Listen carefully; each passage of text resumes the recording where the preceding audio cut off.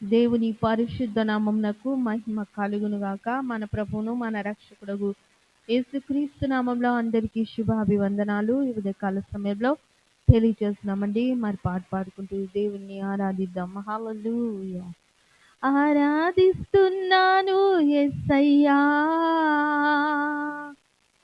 ఆరాధిస్తున్నాను యేసయ్యా, నీ వంటి గొప్ప దేవుడు ఎవరున్నారని, నిన్ను పోలిన పరిశుద్ధుడు ఎవ్వరు లేరని, నీ వంటి గొప్ప దేవుడు ఎవరున్నారని, నిన్ను పోలిన పరిశుద్ధుడు ఎవ్వరు లేరని ఆరాధిస్తున్నాను యేసయ్యా, ఆరాధిస్తున్నాను యేసయ్యా, ఆరాధిస్తున్నాను యేసయ్యా, ఆరాధిస్తున్నాను యేసయ్యా. దూతగణంబులు ఆరాధనే చేయగా, అల్పుడనైనా నా స్తుతి కోరుకున్నవే. దూతగణంబులు ఆరాధనే చేయగా, అల్పుడనైనా నా స్తుతి కోరుకున్నవే. స్తుతి యాగము నీకే అర్పిస్తాను యేసయ్యా, నా బ్రతుకంతా కీర్తిస్తాను యేసయ్యా. స్తుతి యాగము నీకే అర్పిస్తాను యేసయ్యా, నా బ్రతుకంతా కీర్తిస్తాను యేసయ్యా. స్తుతి ఘనత మహిమా ప్రభావం నీకే యేసయ్యా, స్తుతి ఘనత మహిమా ప్రభావం నీకే యేసయ్యా.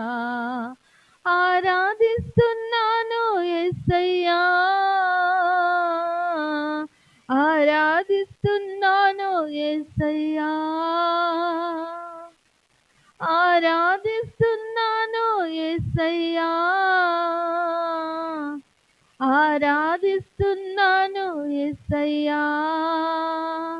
నీ వంటి గొప్ప దేవుడు ఎవరున్నారని, నిన్ను పోలిన పరిశుద్ధుడు ఎవ్వరు లేరని, నీ వంటి గొప్ప దేవుడు ఎవరున్నారని, నిన్ను పోలిన పరిశుద్ధుడు ఎవ్వరు లేరని. హల్లెలూయా. ఉదయకాల సమయంలో మన కొరకు సిద్ధపరచబడిన వాగ్దాన వాక్యము మనము విందామండి. అందరికీ ప్రైజ్ ది లార్డ్. మన ప్రభువును మన రక్షకుడైన యేసుక్రీస్తు పరిశుద్ధ నామములో మీ అందరికీ శుభములు తెలియచేస్తున్నాను. మరి ఒక నూతనమైన దినములోకి మనం అందరము ప్రవేశించటానికి దేవుడు మనకు ఇచ్చిన గొప్ప ధన్యతను బట్టి స్తుతులు మహిమ ఘనత ఆయనకి కలుగును గాక. ఆమేన్. మరి దేవుడు ఈ ఉదయ కాలము మనకు అనుగ్రహించిన వాగ్దానము హెబ్రీ రాసిన పత్రిక 6వ అధ్యాయము 14వ వచనము. తన తోడు అని ప్రమాణము చేసి నిశ్చయముగా నేను నిన్ను ఆశీర్వదింతును, నిశ్చయముగా నిన్ను విస్తరింపచేతును అని చెప్పెను. ఆమేన్. హల్లెలూయా. దేవుడు ఒక వాక్య భాగముతో లేకపోతే ఒక గొప్ప వాగ్దానముతో దేవుడు మనతో మాట్లాడుతూ ఉన్నాడు ఈ ఉదయ కాలం. ఈ వాగ్దానము అబ్రహాముకి ఇచ్చినట్టు, అబ్రహాముకు దేవుడు దయచేసినట్టు ప్రతి క్రైస్తవుడు గుర్తెరిగి ఉంటాడు. హల్లెలూయా. ప్రతి క్రైస్తవుడికి తెలుసు ఈ వాగ్దానం అబ్రహాముకి దయచేయబడింది అని. కానీ ఇక్కడ గొప్ప సత్యము దాగుంది. అబ్రహాముకు వాగ్దానం చేసినప్పుడు అంటే దేవుడు దాని ముందు వచనం ఈ విధంగా రాస్తూ ఉన్నాడు భక్తుడైన పౌలు. దేవుడు అబ్రహామునకు వాగ్దానము చేసినప్పుడు తనకంటే ఏ గొప్పవాని తోడు అని ప్రమాణము చేయలేకపోయెను గనుక. హల్లెలూయా. చూడండి, దేవుని కన్నా గొప్పవాడు ఎవడునూ లేడు గనుక. ఆ మాటకు అర్థం ఏంటంటే తనకంటే గొప్పవాడు, తనకన్నా హెచ్చైన వాడు, తనకన్నా ఉన్నతమైన వాడు ఎవరునూ లేరని దేవుడు తన తోడు అని ప్రమాణము చేశాడంట. హల్లెలూయా. ఇక్కడ ఎందుకు ఈ మాటలు అబ్రహాము గురించి మరి పౌలు భక్తుడు సూచిస్తున్నాడు? ఎందుకు ఇది మనకు ఆయన ఈ హెబ్రీ పత్రికలో వ్రాసి ఉన్నాడో ముందు అది మనం గ్రహించాలి. ఇప్పుడు ఆయన మొదటి వచనం మనం చదివితే, 6వ అధ్యాయం మొదటి వచనం చదివితే, కాబట్టి నిర్జీవ క్రియలను విడిచి మారు మనసు పొందుటయు, దేవుని యందలి విశ్వాసమును, బాప్తీసును గూర్చిన బోధయు, హస్త నిక్షేపణమును, మృతుల పునరుద్ధానమును, నిత్యమైన తీర్పును అను పునాది మరలా వేయక, క్రీస్తును గూర్చిన మూలోపదేశము మాని సంపూర్ణులగుటకు సాగిపోదుము. హల్లెలూయా. ఈ మాటలు రాస్తూ ఉన్నాడు. రాస్తూ మరి 13వ వచనం వచ్చేసరికి ఈ మాటలు అంటున్నాడు. హల్లెలూయా. అంటే అబ్రహామును ఎందుకు సూచించాడు, అబ్రహామును ఎందుకు చూపిస్తూ ఈ 6వ అధ్యాయంలో మాట్లాడుతున్నాడంటే, అబ్రహాము వాగ్దానము ఎంతో ప్రశస్తమైనది, ఎంతో ప్రాముఖ్యమైనది అని మరొకసారి జ్ఞాపకం చేస్తున్నాడు. ఆమేన్.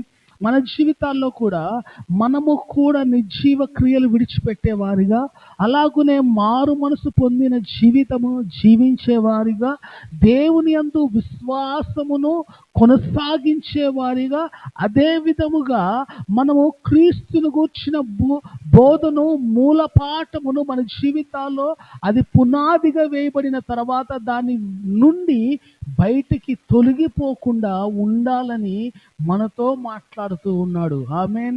హల్లెలూయా. ఇక్కడ మరి చెప్పిన మాటలు ఏంటి అంటే, వాగ్దానమును జ్ఞాపకం చేస్తూ దేవుని గొప్పతనాన్ని జ్ఞాపకం చేస్తున్నాడు. హల్లెలూయా. దేవునిలో ఉన్న ఒక గొప్ప ప్రత్యేకతను అబ్రహాము మనందరికీ తెలియచేయాలని ఆశిస్తూ ఉన్నాడు. ఇక్కడ మీరు చూడండి, దాని వచనంలో ఈ మాట మాట్లాడుతున్నాడు. తన తోడని ప్రమాణము చేసి, నిశ్చయముగా నేను నిన్ను ఆశీర్వదింతును, నిశ్చయముగా నిన్ను విస్తరింపచేతును అని చెప్పాను. ఆమేన్. అది 14వ వచనం. మరి 15వ వచనం ఏం చెప్తుంది మనకి? 15వ వచనం ఏం బోధిస్తుందంటే, ఆ మాటను నమ్మి. హల్లెలూయా. చెప్పండి, ఏ మాటను నమ్మాడంట?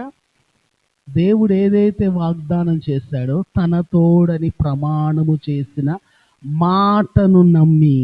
ఆశీర్వాదము, విస్తరణ గురించి అంటలే అతను.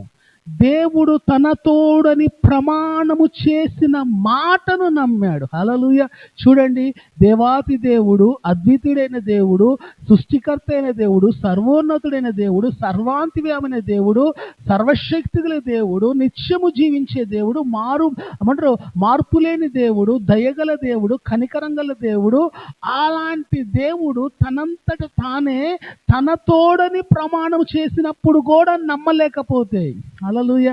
చూడండి, నీకు కూడా దేవుడు వాగ్దానం చేస్తుంటాడు కదా, నీ జీవితాల్లో కూడా దేవుడు వాగ్దానాలు అనుగ్రహించి ఉంటాడు కదా. మరి దేవుడు వాగ్దానాలు అనుగ్రహించినప్పుడు ఆయన ఏ విధంగా అయితే అబ్రహాముకు వాగ్దానం చేశాడో తన తోడని, నీకు కూడా అలానే తన తోడనే ప్రమాణం చేస్తాడు. ఇక్కడ అబ్రహాముకు నీకు ఏమన్నా వ్యత్యాసం ఉందా? ఏమన్నా పక్షపాతం ఉందా? దేవుడు ఏమన్నా అబ్రహాముకి ప్రత్యేకంగా వాగ్దానం ఇచ్చి అతన్నేమో పక్షంగా దేవుడు నిలిచి ఉన్నాడా? కాదు. దేవుడు పక్షపాతి కాదు.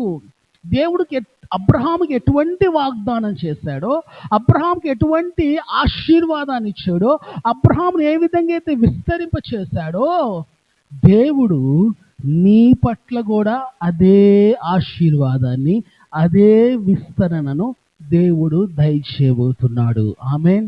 తన తోడని అబ్రహాముకు వాగ్దానం చేసిన దేవుడు ఈ ఉదయ కాలము నీకు కూడా, నాకు కూడా, మనందరికీ కూడా తన తోడనే ప్రమాణము చేస్తూ ఉన్నాడు. హల్లెలూయా. ఎందుకు అంటే ఆయన పక్షపాతి కలిగిన దేవుడు కాదు కాబట్టి, పక్షపాతము చూపించే దేవుడు కాదు కాబట్టి. హల్లెలూయా. అదేంటి పాస్టర్ గారు మీరు ఇలా చెప్తున్నారు అంటే, అది అబ్రహాముకు ఒక్కడికే చెందింది కదా వాగ్దానం అంటే, అబ్రహాముకు ఏమని వాగ్దానం ఇచ్చాడు? నిశ్చయముగా నిన్ను ఆశీర్వదిస్తా అన్నాడు. అదే వాగ్దానం నీకు చెందదా? నిశ్చయంగా నిన్ను ఆశీర్వదిస్తాను దేవుడు చెప్పట్లేదా?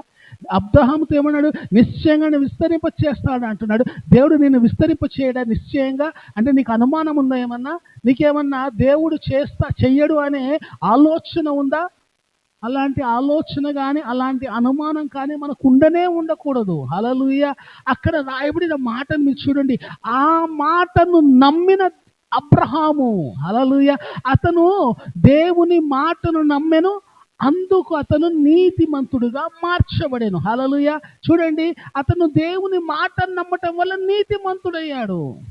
నీవు నేను కూడా మాటను నమ్మితే నీతిమంతురాలుగా మార్చబడతాం. తర్వాత ఇంకొక మంచి మాట అన్నాడండి ఇక్కడ చూడండి. అతడు ఓర్పుతో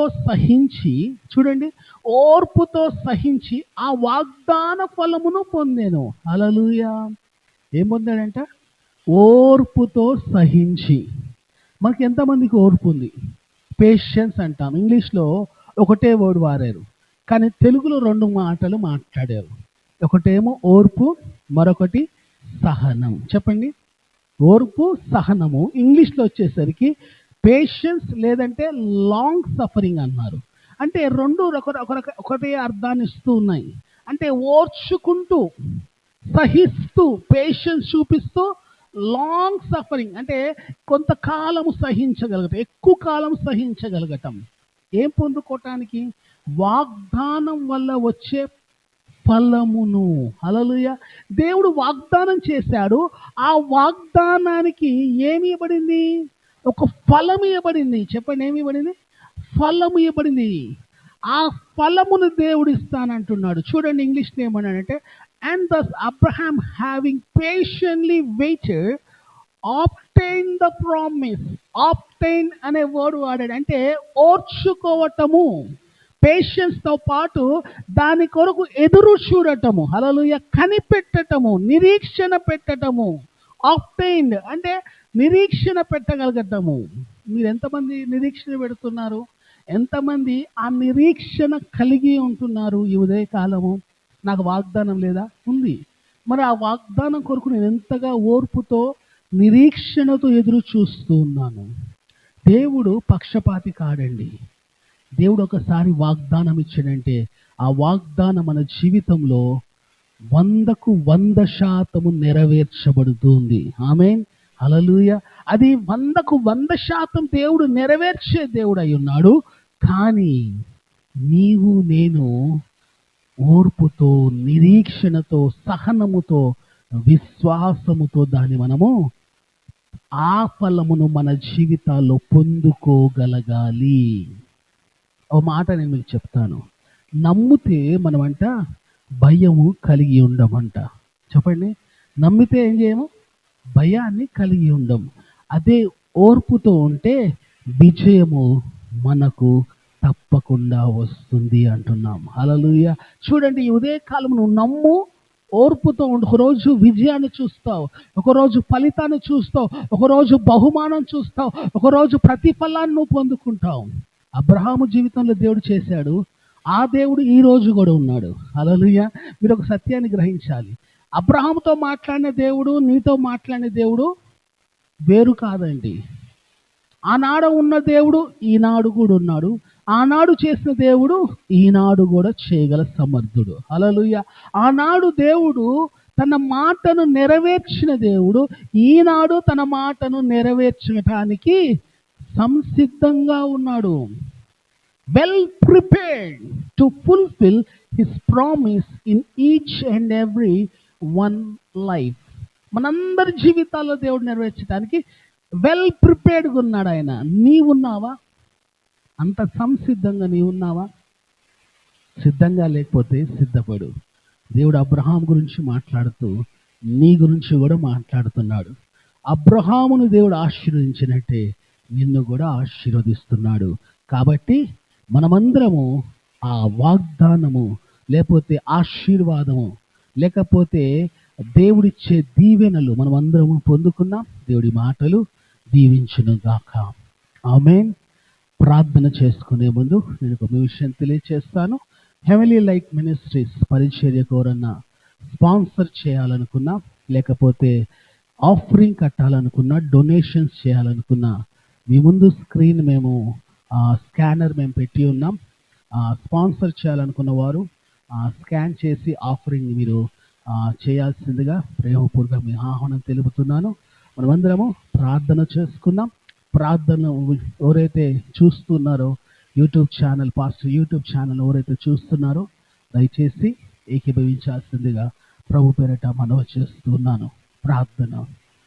మమ్మల్ని మిక్కిలిగా ప్రేమించిన మా ప్రియ పరలోకపు పరిశుద్ధమైన తండ్రి, ఈ ఉదయ కాలము నీ ప్రశస్తమైన వాక్యముతోనూ వాగ్దానముతో మాతో మాట్లాడి ఉన్నావు. నీ మాటలు ప్రభా, నీ వాక్కు ప్రభా, నీ జీవము గల ఆ శ్రేష్టమైన ఆ లేఖనాలను బట్టి నీకు మహిమ చెల్లిస్తూ ఉన్నాం. నువ్వు పక్షపాతం కలిగిన దేవుడు కాదు అని మరొకసారి ఈ ఉదయ కాలము మమ్మల్ని బలపరుస్తూ ధైర్యపరుస్తూ ఉన్నాం. విన్న వాక్యము ప్రభా మా జీవితాల్లో అది ఫలివంతముగా ప్రభా ఫలితాన్ని ఇచ్చే విధంగా అది మార్చబడును గాక నేను ప్రార్థన చేస్తున్నాను. ఎవరైతే వాక్యం వింటున్నారో వారి జీవితంలో ప్రభా ఆ మాటను అబ్రహాము నమ్మిన విధముగా ఈరోజు ఈ మాటను మేము నమ్ముదుముగాక అని ప్రార్థన చేస్తున్నాను. వారి హృదయాల్లో నీ గొప్ప కార్యము జరుగునుగాక, నీ కార్యము సఫలపరచబడునుగాక, నీ అద్భుతాలు జరుగునుగాక, నీ ఆశీర్వాదాల జీవితాలు వచ్చునుగాక, నీ వాగ్దానాలు నెరవేర్చబడునుగాక. ప్రభా వారి జీవితాల్లో అనారోగ్యం ఉంటే స్వస్థత కలుగునుగాక, ఆర్థిక సమస్యలను దూరం అయిపోవునుగాక. మీరు మహిమ పొందమని అడుగుతూ ఉన్నాను ప్రభా. హెవెన్లీ లైట్ మినిస్ట్రీస్ని, పాస్టర్ సాల్మన్ రాజ్ యూట్యూబ్ ఛానల్ని ప్రభా సపోర్ట్ చేస్తున్న వారిని, ఎంకరేజ్ చేస్తున్న వారిని దీవించండి. ఇంకా అనేక మంది ఈ ఛానల్ ద్వారా బ్లెస్ చేయబడటానికి సహాయం చేయండి. మీరు మహిమ పొందండి, ఘనత పొందండి.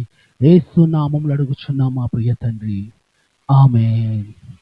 అందరికీ praise the lord. Pastor Solomon Raj YouTube ఛానల్ని ప్రతి ఒక్కరు సబ్స్క్రైబ్ చేయండి, లైక్ చేయండి, షేర్ చేయండి. దేవుడు మనం దీవించును గాక. ఆమేన్.